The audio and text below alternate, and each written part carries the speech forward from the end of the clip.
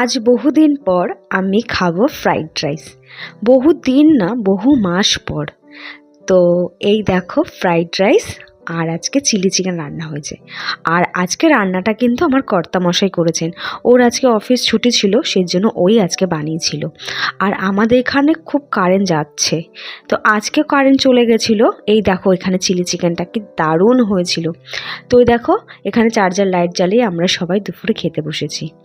ওই যে আমার বর, আর এখানে আমার শাশুড়ি মা, আর এখানে দিদা শাশুড়ি, আর আমার দেওরের খাওয়া হয়ে গেছিলো, আর এটা আমার। তো আমি ফার্স্টে ভাবলাম যে চিলি চিকেন খেতে পারবো কি না, সেজন্য আমি পাতে আগে নিয়ে নিই। তো বহু মাস পর আমি মাংস আজকে খেয়েছি। চিলি চিকেন বললেই বোধহয় আমি খেতে পারলাম। তো আমি 2 পিস চিলি চিকেন দিয়ে খেয়েছিলাম, দারুণ হয়েছিল চিলি চিকেন আর এদিকে ফ্রাইড রাইসটা। আর এখানে তোমাদের খেজুর দেখালাম, এই খেজুর কিন্তু আমার শ্বশুরমশাই যেখানে থাকেন, মানে আমার শ্বশুরমশাই বিদেশে চাকরি করে, সেখান থেকে নিয়ে এসেছিলো। তো বন্ধুরা, ভিডিওটা কীরকম লাগলো জানিও।